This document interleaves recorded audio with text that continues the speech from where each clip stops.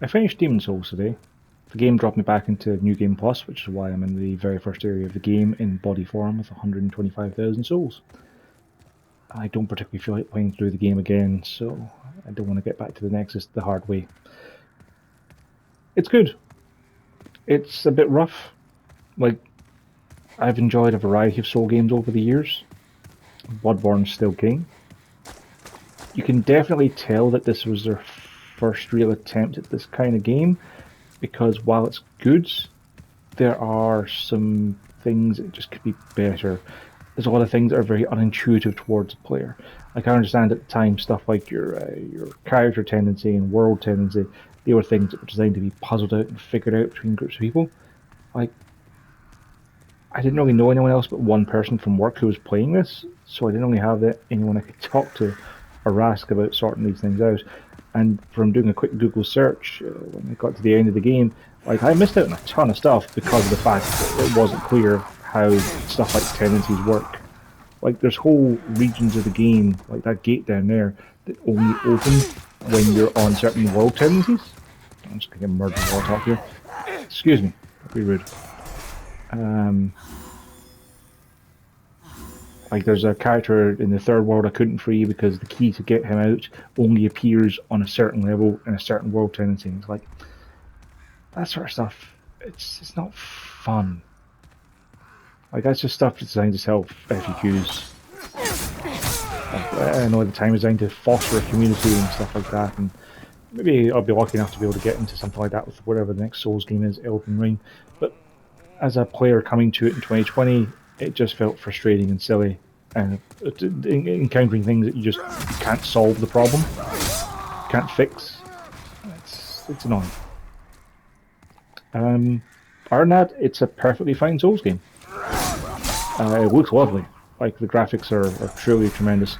Load times are near instant, which is fantastic for when you die repeatedly on the same boss and have to run back to them every time. That's maybe one thing that I don't particularly like about the level design, is that there's very few levels that actually have shortcuts back to the stone. Like, quite a few of them result in you having to run past tons of enemies to get to the boss, and that's never fun.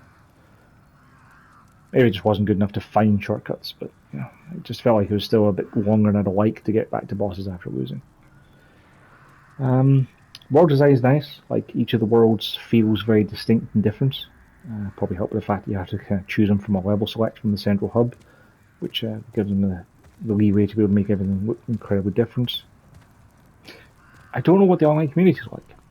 Like, I didn't spend a huge amount of time in body form, but I never got invaded once. I also never saw a single summon sign for co-op either. Like, after this review goes up, I'm gonna see if there's anything wrong with a settings or anything like that, but like, as far as I know, you can't like turn off invasions as long as you're online. And there's a boss that you fight that's supposed to be taken by another player that, as far as I can tell from my friend, I got the NPC version of him because the game didn't seem to think I was online. All of which is very strange and peculiar.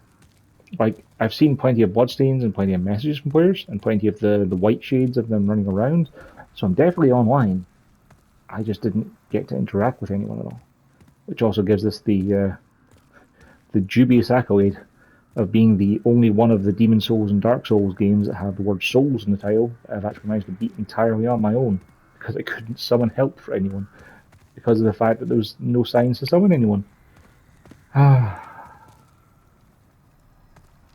So yeah, I mean, if you haven't played a Demon Soul game before and you have a PS5, Bloodborne is in the PS Plus collection and you should play that first because it's the best of them.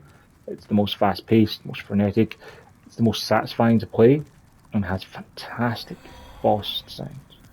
And you know what? After we talk about how the fact that I've never been invaded, I get invaded while I'm trying to record a review. So thanks, buddy.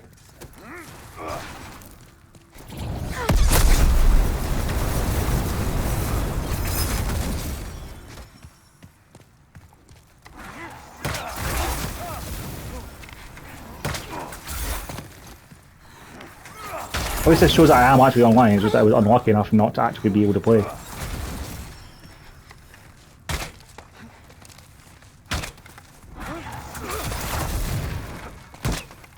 So thanks to Elifall for showing that I am actually online.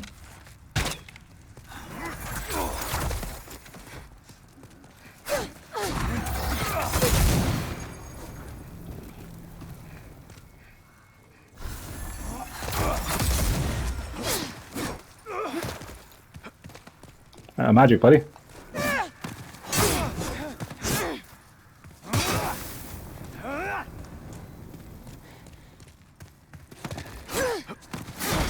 Cool. I just whiffed right through him. Must have cancelled the animation.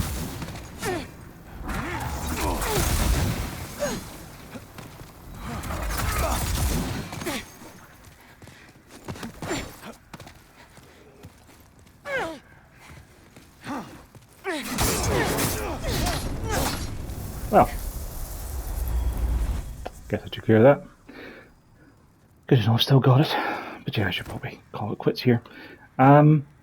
So yeah, that's the first player versus player interaction I've had in the entire game.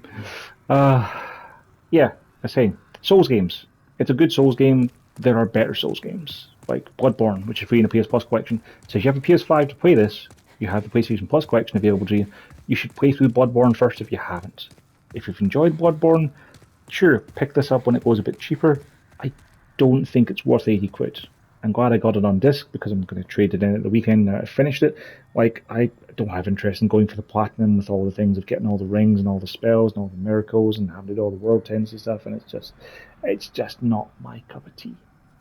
So, I'm not going to bother with any of that. But definitely pick it up when you have an opportunity and it's on sale. Like, there's so many other good games to play right now that you could probably wait for this to go a bit cheaper. Thanks for watching.